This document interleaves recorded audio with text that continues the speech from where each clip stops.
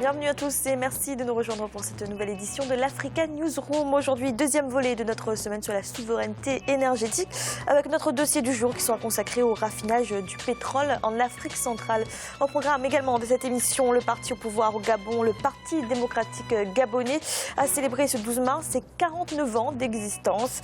Et en Égypte, l'ancien président Hosni Moubarak sera bientôt libre. La justice a approuvé ce lundi sa remise en liberté. Et pour nous accompagner pendant cette émission, nos invités, Jérôme Koumba, vous êtes expert en environnement et enseignant à l'Université de Paris-Est. Bienvenue. Merci à vous. Et avec nous également Dr Seydou Kanté, vous êtes chercheur consultant et directeur de l'Institut africain de géopolitique. Bienvenue. Merci. Et notre éditorialiste Daouda Tal. Bienvenue Daouda. Merci Fanny, bonsoir à toutes et à tous. C'est toute l'actualité du jour.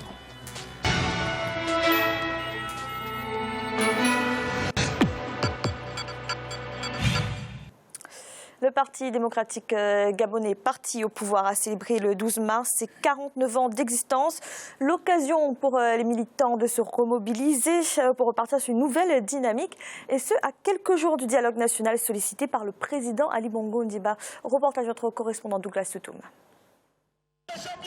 Les PDGistes restés fidèles aux idéaux du Parti démocratique gabonais, PDG au pouvoir, se sont retrouvés le 12 mars 2017 à Libreville pour célébrer le 49e anniversaire de cette formation politique sous fond de nouveau départ. Au cours de cette cérémonie qui se déroule à quelques jours de la tenue du dialogue national, le distingué camarade, titre officiel d'Ali Bongo Ondimba au sein du parti, a réaffirmé son engagement aux idéaux du PDG en signant officiellement la nouvelle fiche de membres, sonnant ainsi la nouvelle ère du PDG au moment où ce parti était annoncé comme mort.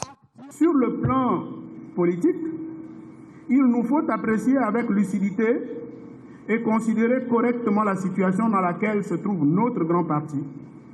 Entre la récente élection présidentielle qui a donné des lendemains tumultueux et la future élection législative dont l'enjeu ne serait pas moins capital. Les militants du parti au pouvoir ont profité de ce conclave pour aborder les problèmes sociopolitiques qui touchent le pays, notamment la crise dans le secteur de l'éducation. Depuis plusieurs mois, l'école de la République gabonaise est devenue l'école de la grève et de l'échec, mettant en danger l'avenir de toute une génération.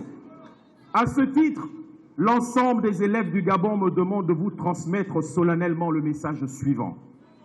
Monsieur le Président de la République, aidez-nous à protéger notre avenir en sauvant notre scolarité.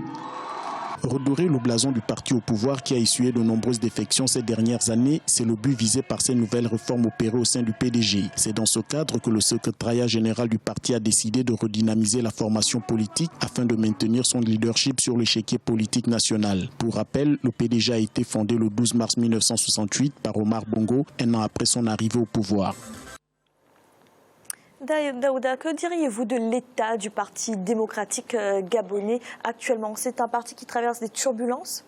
Oui, c'est une évidence.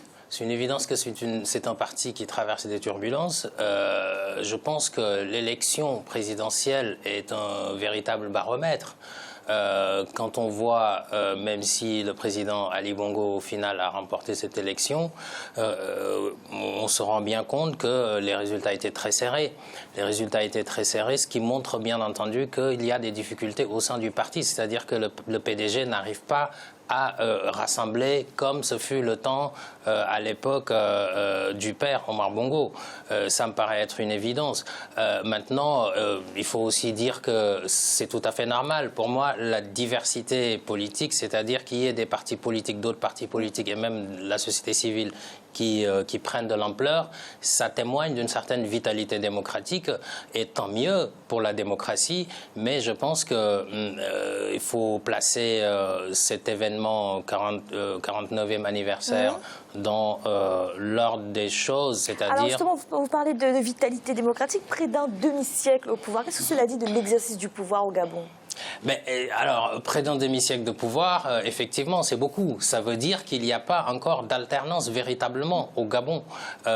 Et bon, cela peut être dû à un certain nombre de facteurs, bien entendu. C'est sûr qu'au début, c'était le multipartisme. Bon, on connaît ce que ça a entraîné en Afrique. Il faut aussi dire que bon, la démocratie gabonaise peut-être parfaite, c'est-à-dire reste à parfaire également. Ça, c'est une évidence. Donc, je pense qu'il faut qu'il y ait des gens qui émergent et que les libertés d'expression soient davantage garanties à la population et aux leaders d'opinion et à tous ceux qui se présentent pour obtenir le suffrage des populations. Je pense qu'au Gabon, mais ailleurs aussi, il y a un certain nombre de choses à faire pour garantir davantage de liberté au niveau de la scène politique même. Mais bon, il faut également que des opposants de taille émergent dans la scène politique gabonaise pour pouvoir permettre cette alternance voilà, démocratique, c'est mieux. Docteur Sédou Kanté, que pensez-vous de ces 49 ans de pouvoir du Parti démocratique gabonais, 49 ans d'existence également? Un demi-siècle d'existence, comme il faut le signaler, incarné par un nom, Bongo. Aussi bien le parti que le pays. Je rejoins sur ce point Daouda qu'en fait, le Gabon a encore du chemin à faire sur le plan de la démocratie. Mais ce qui me rassure le plus dans ce reportage, c'est le discours du jeune intervenant demandant au président de sauver l'année scolaire. Je pense qu'il est important dans ces pays-là, dans le continent africain, que les jeunes s'engagent de plus en plus dans la politique, que les jeunes s'engagent aussi dans le devenir de leur pays, et que c'est les jeunes qui constituent l'avenir de ces pays-là, qui s'engagent dans les partis comme le PDG, et qu'il y ait une alternance aussi bien générationnelle, mais aussi démocratique. Générationnelle pas seulement par rapport à l'âge, mais aussi par rapport aux idées. Parce que le monde évolue. Je pense qu'il est temps aussi que le Gabon aspire à autre chose que ce que l'on voit actuellement. Daouda, ça veut dire quoi? Que le Parti démocratique gabonais doit penser à une refondation en quelque sorte? Une refondation, une rénovation, plus d'ouverture, on peut l'appeler comme on veut, mais effectivement, il y a quelque chose à faire. Il faut aussi rappeler une chose, c'est-à-dire que la plupart des dissidents, enfin des opposants aujourd'hui, un certain nombre d'opposants en tous les cas, étaient issus de ce parti. Ce sont des anciens barons voilà, du PDG. Du PDG. Tout à fait. Et donc, quelque part, ça veut bien dire que ce parti a perdu de sa force d'antan. Et donc, je pense que le président Ali Bongo essaie de reprendre la main, et d'ailleurs, eux-mêmes, ils le reconnaissent. Un certain nombre d'intervenants vous expliqueront qu'il y a que le parti est infiltré par-ci, par-là, parce qu'il y a eu quand même des défections à un moment donné, notamment pendant la préparation de cette élection présidentielle récente. Donc je pense qu'il faut une refondation, il faut une rénovation, et il faut surtout permettre à tout le monde de pouvoir s'exprimer au sein même de ce parti si le parti veut sauver sa face. Maintenant, ce n'est pas parce que c'est un parti qui a régné pendant 49 ans qu'il faudrait complètement l'effacer de la scène politique. On est en démocratie, chacun a le droit de s'exprimer, il faut reconnaître ça aussi. Cette envie de remobiliser au PDG, c'est légitime. Alors rapidement, est-ce que le dialogue national qui est initié par le président et aussi par le leader de ce parti sera bénéfique pour ce parti ou au contraire sera une difficulté de plus? Bon, un dialogue national bénéfique pour ce parti, je ne sais pas. Ça dépend de qui sera autour de la table pour dialoguer. Un dialogue national, normalement, c'est pour réunir l'ensemble des forces vives de la nation. C'est pas seul, sinon on parlerait de dialogue interne du PDG. Là, ce serait profitable au PDG pour remobiliser, dialoguer entre eux. Est-ce que ça peut fragiliser un peu plus ce parti? Non, je crois qu'un dialogue national va au-delà des partis politiques. Un dialogue national, c'est vraiment sur l'ensemble des questions qui intéressent la nation. Le PDG, donc avec à sa tête qui a élu le président Ali Bongo, a mis en place Ali Bongo en tout cas a mis en place un certain nombre de programmes. Plan stratégique Gabon émergent, on a parlé de l'égalité des chances, etc. Aujourd'hui, il est évident que le pays traverse des situations difficiles. Le dialogue national doit être ancré là-dedans, sur l'amélioration des conditions de vie des populations, sur la politique, plus de démocratie, etc. Mais je ne suis pas sûr que les opposants vont répondre massivement à ces dialogues.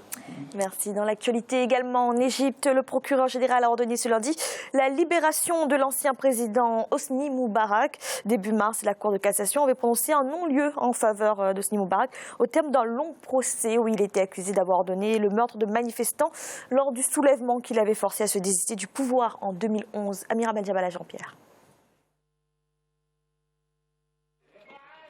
Ce lundi 13 mars, les Égyptiens apprenaient que leur ancien président Hosni Moubarak, destitué par la révolution populaire de 2011 et incarcéré dans un hôpital militaire du Caire depuis, serait libre dans quelques jours.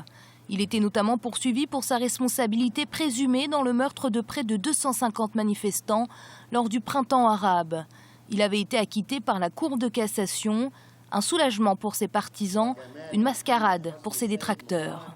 Depuis le début, il était entendu à travers la présidence de Abdel Fattah al-Sisi, qui vient de l'armée égyptienne, la même armée d'où vient Hosni Moubarak. C'est assoiffé de liberté et d'égalité que les manifestants égyptiens, principalement des jeunes, sont descendus dans les rues Kérot ce mois de janvier 2011 pour réclamer le départ de leur président. La destitution de Hosni Moubarak avait alors sonné comme une victoire. 6 ans plus tard, la vérité s'assombrit. Le nouveau régime d'Abdel Fattah al-Sisi ne semble pas davantage enclin à écouter les desiderata du peuple. Les Égyptiens, bien sûr, se sentent un peu frustrés parce que l'étendue des libertés acquise temporairement après la révolte de janvier 2011 est en train de se réduire tant dans les médias, tant dans les partis politiques. La révolution populaire de 2011 a permis aux Égyptiens de s'affranchir d'un président dont ils ne voulaient plus, qui est resté au pouvoir une trentaine d'années. Désormais, c'est une justice économique qu'ils attendent du nouveau régime. L'Égypte a en effet du mal à reconquérir investisseurs et touristes. Leur désertion du pays a considérablement impacté l'économie nationale. Daouda, l'ancien président Hosni Moubarak libre, qu'est-ce que cela symbolise pour l'Égypte? Ça symbolise beaucoup de choses, c'est-à-dire que on a l'impression quand même que ce printemps arabe, ce printemps égyptien pour être plus précis, finalement n'a pas donné les résultats escomptés, aussi bien sur le plan économique, social, etc. Mais voilà qu'on nous dit qu'après avoir été condamné, la justice avait ressaisi, avait demandé un nouveau procès et maintenant il est acquitté, que le principal tenant du pouvoir pendant toutes ces années et qui avait été combattu dans la rue, principalement sur la place Tahrir, revient libre. Alors, bon, il reviendra peut-être pas en politique, mais libre. Donc, je pense que les Égyptiens ont quand même un arrière-goût de ces manifestations, de ce printemps arabe. Mais bon, aujourd'hui, moi, en tout cas, j'ai l'impression quand même que avec tout ce qui s'est passé, il y a eu quelque part la main du pouvoir dans cette libération, dans cet acquittement. Ça, c'est mon opinion personnelle. C'est-à-dire que le pouvoir du président Abdel Fattah al-Sisi essaie de tourner la page définitivement de ce printemps arabe? Oui, non seulement tourner la page, mais vous savez, il y a encore quand même des partisans d'Hosni Moubarak qui sont qui font partie du peuple égyptien. Quand un président a dirigé pendant toutes ces décennies un pays, même s'il a été destitué par la rue, forcément il y a encore des gens qui le soutiennent. Et puis récupérer cet électorat me semblerait quelque part plausible de la part de al-Sisi. Bon, on ne peut pas l'affirmer de manière nette, mais quand on voit tous les observateurs qui regardent la scène politique égyptienne s'étonnent quand même à un moment donné que cet acquittement ait lieu. Maintenant, la justice est faite, faut s'y plier, hein, c'est comme ça, mais je ne suis pas sûr que le pays soit réunifié quand on voit en plus ce qui s'est passé avec Mohamed Morsi, parce que quand même les islamistes ont été chassés, tués, mis en prison avec des procès fleuves de milliers de personnes.